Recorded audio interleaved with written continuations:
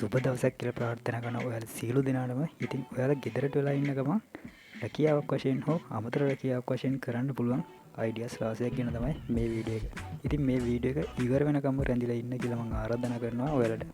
මේ වීඩියෝ එක අවසානයේදී ඔයාලට යම්කිසි ආදායම් මාර්ගයක් ලබා ගන්න පුළුවන් විදිහ අදහස් රාශියක් ගැන මම කතා කිරීමට බලාපොරොත්තු වෙනවා.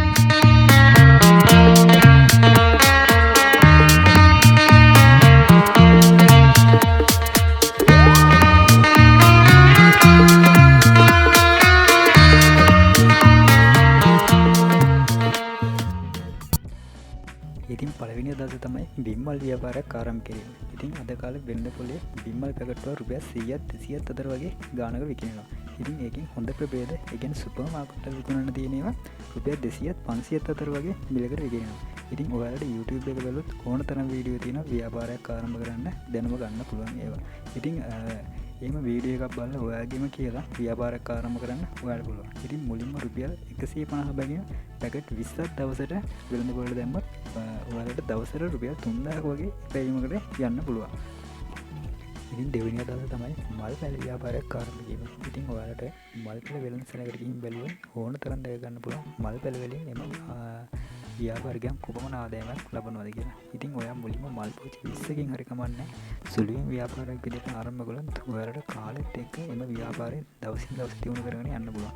ඉතින් ඔයාලට මල් පැල සමගම විසිතුරු පැල, ඒ වගේම පතොක් වර්ග, ඒ වගේම මල් පෝච්චි වගේ දේවල් විකුණන්න පුළුවන් නම් ඉතින් ඔයාලට ඉක්මනින්ම දියුණු වෙන්න පුළුවන් ව්‍යාපාරයක් තමයි මල් පැල වෙළඳාම කියන්නේ. ඉතින් ඊළඟ අයිඩියා එක තමයි ඔයාලගෙම කියලා වඩලම්පම් ව්‍යාපාරයක් ආරම්භ කිරීම. ඉතින් ඔයාලට කේක් ව්‍යාපාරයක් වගේ දෙයක් කරනවා නම් අධික පිරිවැයක් යෙදීම සිදු වෙනවා. ඒ වගේම ඒ සම්බන්ධව යම්කිසි දැනුමක් ගන්න කේක් පාඨමාලාවකට හරි ඔයාලට යන්න වෙනවා. ඉතින් ඔයාලට වඩලම්පම් ව්‍යාපාරයක් කරනවා නම් මුලින්ම YouTube එකෙන් හදන විදිහ නරඹලා යම්කිසි අදහසක් අරගෙන පිටකොටේ ඕන තරම් තියෙනවා ඇසුරු කරන්න පුළුවන් කප් වර්ග. ඉතින් ඒවට යගෙනල් ලේබල් එක print කරලා ඔයාලා ගමේ ඉන්න ග්‍රාම සේවක මහත්මයා, ඒ වගේම PHI මහත්තයා ඒගොල්ලන් දැනුවත් කරලා ව්‍යාපාරය ආරම්භ කරන්න පුළුවන්. ඉතින් මුලින්ම VR එක එහෙම නැත්නම් බිස්නස් රෙජිස්ට්‍රේෂන් එක පටන් ගන්නකොටම ගන්න අවශ්‍ය නැහැ. ඔයාලා ව්‍යාපාරය ආරම්භ කරලා ටික කාලයක් ගියාට පස්සේ තමයි ඒක ගන්න ඕන. ඉතින් අද කාලේ වෙළඳ පොලේ ග්‍රෑම් 80ක වටලප්පම් කප්පයක් වුණත් රුපියල් 100ත් 150ත් අතර වගේ මුදලකට යනවා. ඉතින් මේ ව්‍යාපාරයත් ඔයාලා ආරම්භ කළා ඔයාලට ඉක්මනින්ම සාර්ථක වෙන්න පුළුවන් වැඩි දියුණුවක් ලබන්න පුළුවන් ව්‍යාපාරයක් තමයි ඉතින් ඔයාලට වටලප්පම් ව්‍යාපාරය කියන්නේ.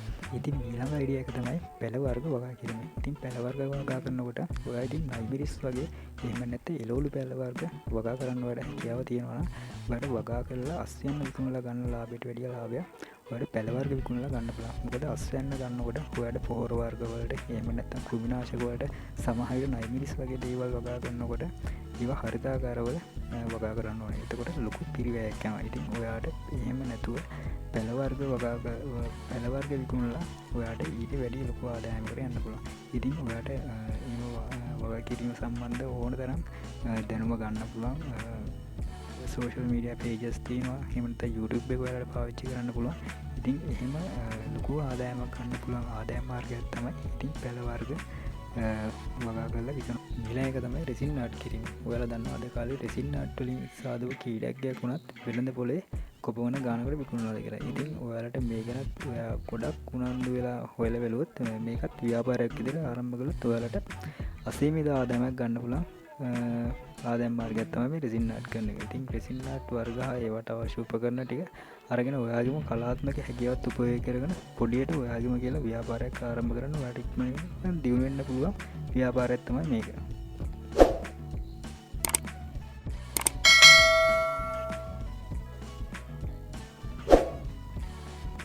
ඊළඟ අදහස තමයි කුළුබඩු ව්‍යාපාරයක් ආරම්භ කිරීම.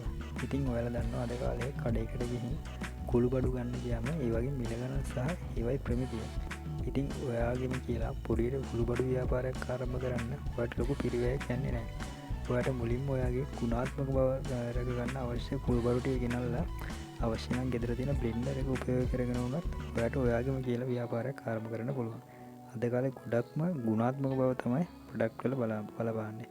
ඉතින් ඔයාට පුළුවන් වෙනස් විදිහට ඉතා ඉහළින් ගුණාත්මක බව රැඳෙන පරිදි ප්‍රොඩක්ට් එක වෙළඳපොළට දැම්මත් ඔයාට ඉක්මනින්ම මෙම ව්‍යාපාරය දියුණු කරන්න පුළුවන්. ඉතින් කුල්බඩු ඔයාට තොග වශයෙන් අරගෙන එහෙම නැත්නම් කුල්බඩු වැවෙන ප්‍රදේශවලට ගිහින් අඩු මුදලට ඒවා මිලදීගෙන ඒවා පැකට් කර ඔයාට ඉහළ ආදායමක් ගන්න පුළුවන්.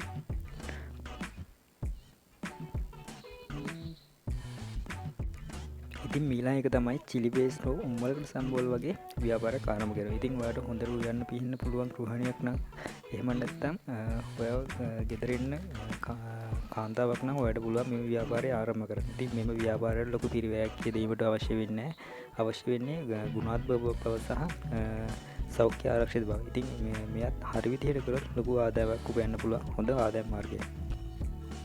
මීළඟ එක තමයි ikman.lk වෙබ්සයිට් එකේ දැන්වීම් පළ කිරීම. ඉතින් මේකත් බයි ඇන්ඩ් සෙලින් පැත්තට තමයි වැටෙන්නේ. නමුත් ඔයාලා විකුණන්න බලාපොරොත්තු වෙන දේවල් මොනවා හරි තියෙනවා නම් ඉතින් මේ වෙබ්සයිට් එකේ ඔයාලට ලාභයක් තියන විකුණන්න පුළුවන්. ඉතින් ඔයාලා විකුණන්න මොකුත් නැත්තම් විකුණන්න තියෙන අයත් සමග කතා බහ කරලා ඔයාලට ලාභයක් තියාගෙන විකුණන්න පුළුවන්. ඉතින් ඒක ඉඩමක් ගෙයක් වාහනයක් වෙන්න පුළුවන්.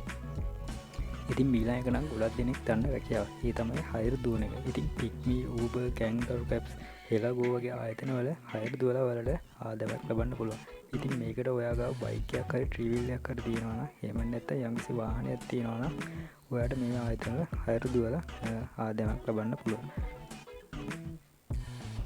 ඉතින් මීළඟ එක තමයි විසිතුරු මසුන් නැති කිරීම. ඉතින් මේකත් ඔබට නිවසේදීම කරන්න පුළුවන් රැකියාව. ඉතින් ඔයාලට රැකියාව කරන ගමන් වුණත් කරන්න පුළුවන් රැකියාවක් තමයි මේක. ඉතින් වෙළඳපොලේ ගොඩක්ම අධික මත්ස්‍යයන් බලලා ඔයාලට ඔවුන් අරගෙන බෝ කරලා විකිණීමේ හැකියාව තියෙනවා. ඉතින් ඔයා ගාව මත්ස්‍යයන් ගොඩක් සාදාගත් පසු ඔබට හොඳ ස්වයං රැකියාවක් තමයි මේක. ඊළඟ එක තමයි කඩදාසි බෑග් සෑදීම. ඉතින් ඔයාට වෙළඳපොලේ වඩේ විකුණන වෙළෙන්දෙක් ගාවට ගියත් ඔයාට කඩදාසි බෑග් විකිණීමේ හැකියාව තියෙනවා. ඉතින් මේත් සමග පාමසි කවර, ලියුම් කවර වගේ දේවලුත් ඔයාලට සාදන්න පුළුවන් නම් ඉතා හොඳ ලාභයක් තිබීමේ හැකියාව තියෙන හොඳ ආදායම් මාර්ගයක් තමයි මේක. ඉතින් අදට වීඩියෝ එක ඉවරයි. ඔයාලට වැදගත් දෙයක් ගත්තනම් වීඩියෝ එක ලයික් කරන්න, channel එක subscribe කරන්න. තව ස්වයං රැකියාව හෝ part time job කරන කෙනෙක් ඉන්නවා නම් එයාටත් කරන උපකාරයක් වෙනුවෙන් මේ වීඩියෝ එක share කරන්න. ගොඩක් ස්තුතියි වීඩියෝ එක බලපුවා ඔයාට.